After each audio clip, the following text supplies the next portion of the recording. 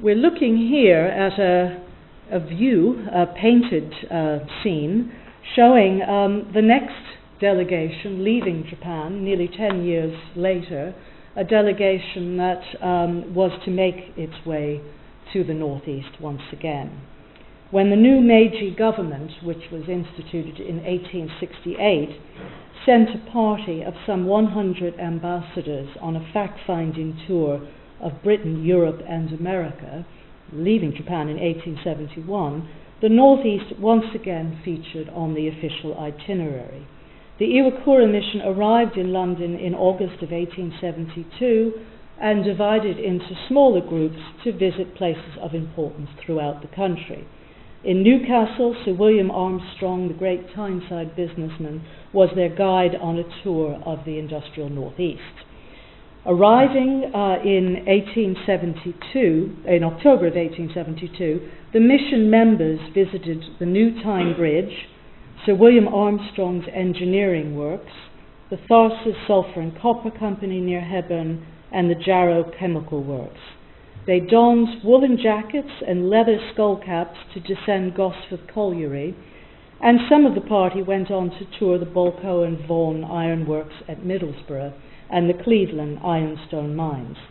On the visit to Gosforth Colliery, the Newcastle Daily Chronicle reported that the plans and the workings were minutely examined, and a large amount of information was conveyed to the Japanese, who seemed most desirous to learn all the details connected with mining operations.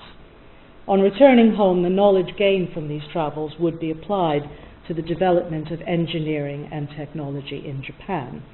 During this period, it must be said, so many British engineers and administrators engaged by the Japanese government contributed directly to Japan's modernization, helping to build the railways, lighthouses, and harbors, as well as developing the telegraph and the postal systems. Of the more than 3,000 foreign nationals employed by the Japanese government between 1868 and 1912, approximately half, about 1,500, were British, and about 1,000 were assigned to the Public Works Ministry.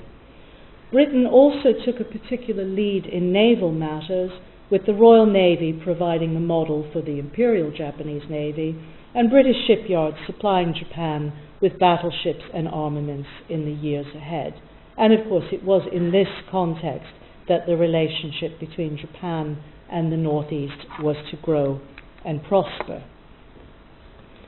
My research in the 1980s took me to some rather strange places, and I did find myself at one point rummaging through headstones in St. John's Cemetery at Elsick.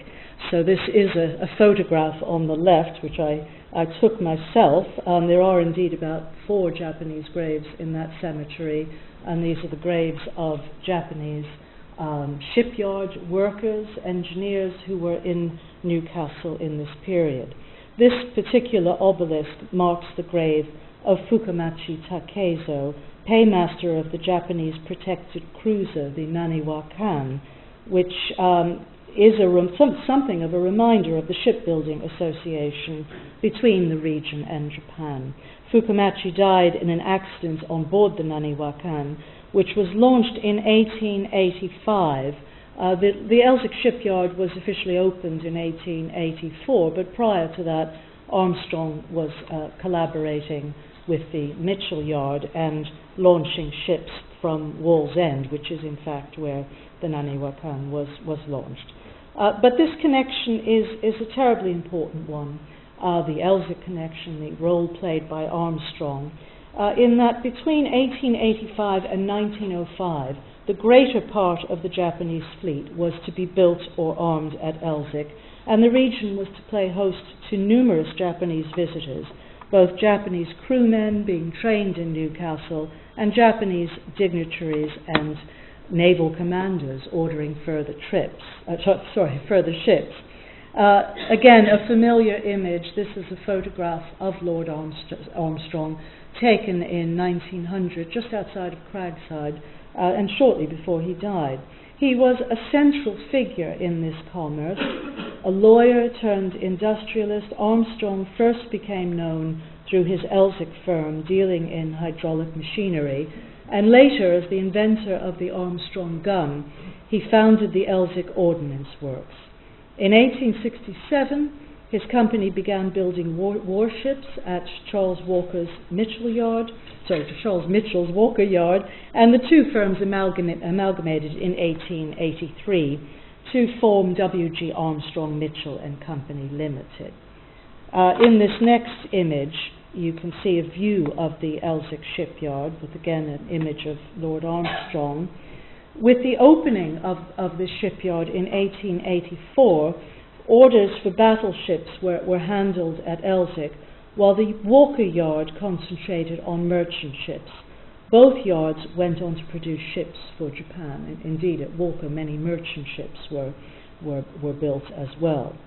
In subsequent years, Armstrong's 100-room country house at Rothbury, Cragside, which we're looking at here, redesigned from the very basic 12-room mansion, redesigned by the architect Norman Shaw, would serve as a venue for the entertaining of overseas clients. By the time Armstrong moved into Cragside in 1884, he'd really handed control, day-to-day running of the business, to Sir Andrew Noble, but he nevertheless continued to play a part in the attracting of Japanese business to the firm.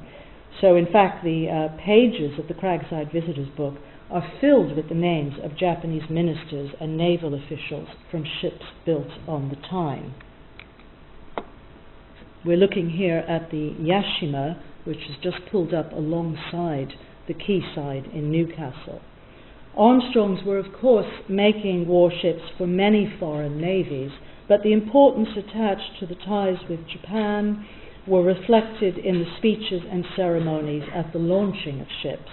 When the Yashima was launched from Elsick on the 28th of February 1896, for example, Lord Armstrong's speech summed up both local and national feeling. He said, "Whatever may be the destiny of this splendid ship, we may be sure that she will be handled with the ability, the skill, and the courage recently displayed by the Japanese Navy, and that she will prove worthy of the highly civilized and progressive nation to which she belongs." Well, Armstrong was referring here to Japan's victory in the Sino-Japanese War of 1894 to 95, and it was the one major naval action of this war, the Battle of Yalu, which had underlined for the Japanese the importance of acquiring modern, well-armed and heavily protected battleships. Very shortly after that, in 1896, the 10-year naval expansion program was passed, which allowed for the construction of 4 battleships, all of which were subsequently ordered from Britain. The armament by this stage consisted completely of Armstrong guns and calibers, and in this way the Northeast became a crucial player in Japan's naval development.